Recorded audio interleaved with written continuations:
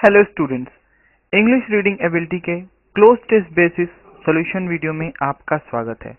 आज के इस वीडियो में हम कुछ क्लोज टेस्ट के क्वेश्चन देखेंगे और सीखेंगे कि उन्हें हम सॉल्व कैसे करेंगे। आपको पहले भी बताया गया है कि क्लोज टेस्ट का कोई भी क्वेश्चन करते वक्त सबसे पहले हम दिए गए पैराग्राफ को, क्योंकि एक पैराग्राफ होता है इसलिए उसे एक बार पढ़ लेंगे। आइए देखते हैं question. In the following passage some of the words have been left out. Read the passage carefully and choose correct answer to each question। ये हमारा पैसेज दिया गया हुआ है और इसमें कई सारे ब्लैंक्स हैं जो हमें फिल करने हैं नीचे दिए गए ऑप्शंस के बेसिस पे। नीचे दिए गए ऑप्शंस हर एक नंबर को मैच करता हुआ ऑप्शन है। जहाँ पे 1 नंबर आपको फिल इन द ब्लैंक्स दिया गया है, वहाँ पे हम 1 नंबर ऑप्शन से चारों ऑप्शन में से एक्सप्लोर करेंगे और राइट आंसर जो होगा उसे हम फिल करेंगे। आइए एक बार पढ़ते हैं। Tennis is a game that gives one plenty of exercise. It develops of eye and limb and the brain too into. A few sets of tennis keep one physically and fit, but for the indoors, chess is the queen of games. People say chess is a game because only two can play. Okay. आइए देखते हैं। Tennis is a game that gives one plenty of exercise. It develops क्या? Movement, swiftness, quickness, agility. अगर हम ए, B और D तीनों option का अगर हम हिंदी मीनिंग देखें तो तीनों की हिंदी मीनिंग आप स्पीड से ही रिलेटेड पाएंगे। क्विकनेस मतलब होता है तत्परता, और टेनिस जब हम खेलते हैं तो हमें आंखों को एकदम क्विक रखने की जरूरत होती है कि बॉल किधर जा रहा है और हमें किधर से हिट करना है। तो इसलिए क्विकनेस जो है ये आई एंड लिम्ब के लिए अप्रोप्रिएट यहाँ पे यूज किया जाएगा। फिर बात आती है and commands the brain to into और सिग्नल्स और कॉल्स। तो यहाँ पे कमांड आस्क नहीं होगा, सिग्नल भी नहीं हो सकता है।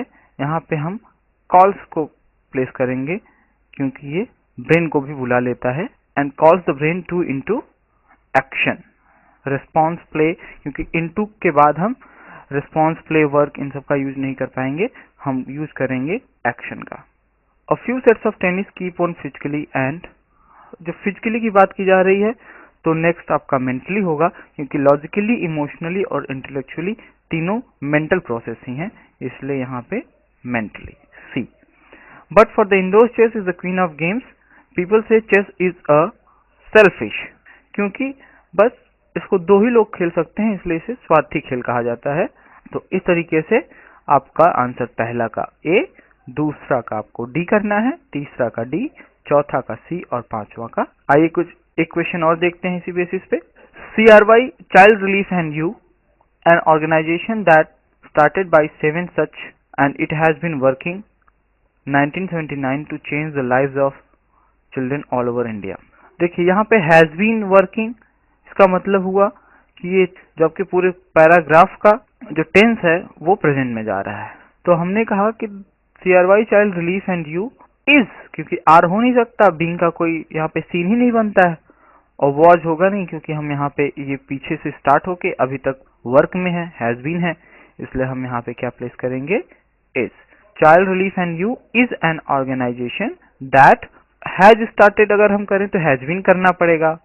बीइंग का यहाँ पे सीन नहीं बनता है, बीन अकेले तो आ नहीं सकता है, वॉज हम यहाँ पे प्लेस करेंगे। दैट वॉज स्टार्टेड, जो स्टार्ट किया गया बाय 7 सच इंडिविजुअल्स, 7 अलग अलग व्यक्तियों के द्वारा, and it has been working.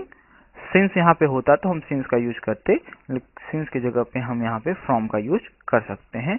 1979 से ये वर्क कर रहा है, from 1979 to change the lives of underprivileged, वंचित जो चिल्ड्रेन हैं जिन्हें सुख सुविधाएं नहीं मिली हैं, कई सारी सुविधाओं से उन्हें वंचित रखा गया है, उनके लिए ये ऑर्गेनाइजेशन जो है वो वर्क करती है। तो इस तरीके से हम पैसेज को सॉल्व करते हैं। पहले हम पैसेज को पढ़ेंगे, पूरे पैसेज को, फिर उसको एक बार पढ़ लेंगे, उसके बाद फिर हम ऑप्शन के अनुसार उसे लगाते हैं। पढ़ने के बाद हमें एक आइडिया हो जाता है, और जब हम आइडिया हो जाता है तो हमें ये पता चल जाता है कि किस टेंस में बात की जा रही है, एग्जैक्टली ये पैसेज क्या कहना चाह रहा है। तो इस हिसाब से हम अपने रीडिंग कमांड की हेल्प से क्वेश्चंस को सॉल्व करते हैं। आज के लिए बस इतना ही। हमारे साथ जुड़े रहिए, सफलता जरूर मिलेगी। Good luck.